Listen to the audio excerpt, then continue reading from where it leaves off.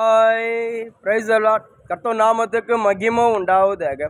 இன்றைய வேத வசனம் யோனா புஸ்தகம் 2ஆம் அதிகாரம் 2ஆம் வசனம்க்கு இப்படியாக சொல்லப்படுகிறது. என் நெருக்கத்தில் நான் கர்த்தரை நோக்கி கூப்பிட்டேன், அவர் எனக்கு உத்தரவு அருளினார். நான் பாதாளத்தின் வயிற்றிலிருந்து கூக்குரலிட்டேன், நீர் என் சத்தத்தை கேட்டேன். அதாவது யோனா பார்த்தீங்கன்னா ஒரு பயங்கரமான நெருக்கத்தில் கர்த்தர் நோக்கி ஜெபிக்கிறார்.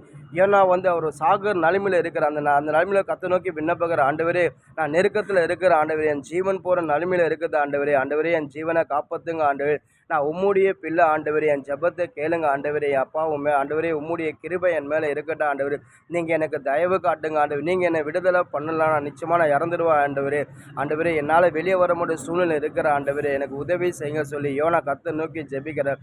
அதாவது யோனா எங்கே ஜெபிக்கிற பார்த்தீங்கன்னா ஒரு மீன் வயிற்றுலேருந்து ஜெபம் பண்ணார். ஒரு மீன் யோனா மூங்கிச்சு, அந்த மீன் வயிற்றுலேருந்து யோனா மாட்டிக்கின்னு அது வெளியே வர முடியாமல் பயங்கரமாக ஜெபம் பண்ண, ஆண்டவரே என்னை மரண என் கண்கள் ஆண்டவரே, என் கண்கள் மரணத்தை நோக்கி கொண்டு இருக்குது ஆண்டவரே, இருள் என்னை சூழ்ந்து கொண்டு இருக்குது, ஒரே தண்ணியாக என்னை ஆண்டவரே முழுகி இருக்குது ஆண்டவரே, என்னால் ஒன்றுமே செய்ய முடியல ஆண்டவரே, எனக்கு நீங்கள் தான் விடுதலை கொடுக்கணும், எனக்கு உதவி செய்யுங்கன்னு சொல்லி யோனா பயங்கரமாக நெருக்கத்தில் கர்த்தர் நோக்கி ஜெபிக்கிறார். அந்த ஜெபத்தை கர்த்தர் கேட்டு யோனா அந்த மீன் வயிற்றுலேருந்து விடுதலை ஆக்கி ஒரு சுதந்திரமான வாழ்க்கையை கொடுக்குறார். இன்றைக்கி நம்மளோட வாழ்க்கை ஆண்டோடைய பிள்ளையாக இருக்கும்போது நம்ம எந்த நெருக்கத்தில் இருந்து நம்ம எப்படியாப்பட்ட ஆபத்தில் இருந்து நம்ம ஜெபிக்கும் போது கர்த்தர் ஜெபத்தை கேட்பார். அதாவது நம்ம எங்கே ஜெபிச்சாலும் சரி, இந்த இடத்துல ஜெபிச்சா அந்த இடத்துல ஜெபிச்சால நம்ம எந்த இடத்துல ஜெபிச்சால கர்த்தர் அந்த ஜெபத்தை கேட்பார். நம்மளை ஒருபோது கர்த்தர் நம்புகிற பிள்ளைகளை ஒருபோதும் கைவிடவே மாட்டாருங்க. அநேக பேர் வேதத்தில் பார்த்தீங்கன்னா அவங்க நெருக்கத்தில் கர்த்தர் நோக்கி ஜெபிச்சாங்க, அந்த ஜெபத்துக்கு கர்த்தர் பதில் கொடுத்து அவங்களை பாதுகாத்திருக்கார். அதான் சொல்ற, ஆபத்து காலத்தில் அவர் என் அனுகூல துணையமாக இருக்கிறார் சொல்லி சங்கீதாவை சொல்கிறார். சங்கீதாவித்திரமா அநேக ஆபத்து வரும்போது கர்த்தர் நோக்கி ஜெபிச்சார். அந்த ஜெபத்தை கர்த்தர் கேட்டு அவர் விடுதலை கொடுத்தார். அது மாதிரிலாம் பார்த்தீங்கன்னா வேதத்தில் அநேக பேர் யோசப்பத்து ராஜாவுக்கு பயங்கரமான ஒரு நெருக்கம் வந்துச்சு. அதாவது யோசப்பத்து ராஜா அவருக்கு ஜீவனே போகிற ஒரு சூழ்நிலை வந்துச்சு. யோசப்பத்து ராஜாவுக்கு விரோதமாக 3 ராஜாக்கள் எழும்பி யுத்தம் பண்ணி யோசப்பு ராஜா காலி பண்ணோம், அங்கே இருக்கிற ஜனங்களை அழிக்கணும்னு சொல்லி 3 ராஜாக்கள் யுத்தம் பண்ண கிளம்பி வராங்க. யோசப்பு ராஜாவுக்கு ஒன்றுமே புரியல, ஒன்றுமே தெரியல. அவர் பயங்கரமாக அங்கே இருக்கிற அவரும் பயந்துட்டார், அங்கே இருக்கிற ஜனங்கள்லாம் பயந்துட்டாங்க. அவங்க ஒன்றுமே நோக்கில கர்த்தர் நோக்கி ஜெபம் பண்ணாங்க, ஜெபிச்சாங்க. ஜேசப்பா அவங்க ஜெபத்தை கேட்டார். ஜெபத்தை கேட்டு எந்த ராஜாக்க யோசபத் ராஜா விரோதமாக யுத்தம் பண்ண வந்தாங்களோ அந்த ராஜாக்களை ஒருத்தர் அடித்து அவங்களே ஒருத்தர் அடித்து மடிஞ்சு போயிட்டாங்க, இறந்து போயிட்டாங்க. ஏசப்பா அப்படியாப்பட்ட பாதுகாத்தார்.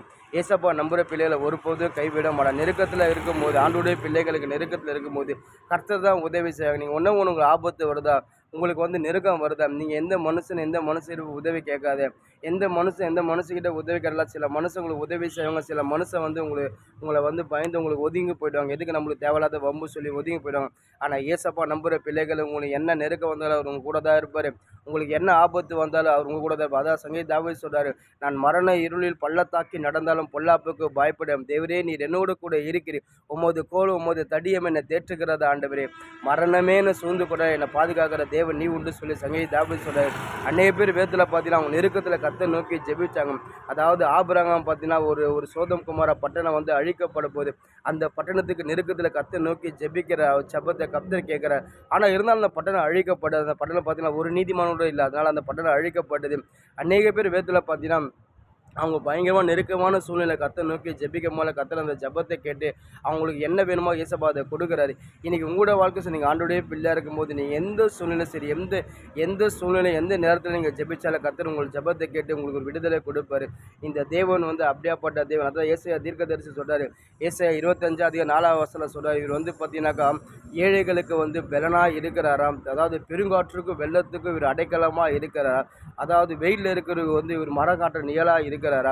இவர் பயங்கரமான தேவனை, எல்லாவற்றிலும் இவர் அப்படியாப்பட்ட தேவனாக இருக்கிறார். இவர் நம்பி வர பிள்ளைகளுக்கு அவர் அடைக்கலமாக இருக்கிறார், அவர் பலனாக இருக்கிறார், அவர் பாதுகாக்கிற தேவனாக இருக்கிறார். அவர் நம்புகிற பிள்ளைகளை ஒருபோது கைவிட மாட்டார் சொல்லி ஏசாயா தீர்க்கதரிசி புஸ்தகம் எழுதப்பட்டது. ஒன்று ஏசப்பா நம்பும்போது இவர் உங்களை ஒருபோதே கைவிட மாட்டார்.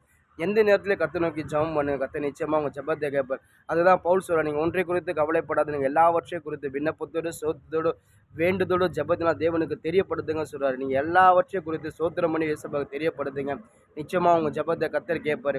எந்த சூழ்நிலை ஜெபிச்சாலும் கர்த்தர் ஜெபத்தை கேட்பார். எந்த இடத்துல ஜெபிச்சாலும் உங்கள் ஜெபத்தை கர்த்தர் கேட்பார்.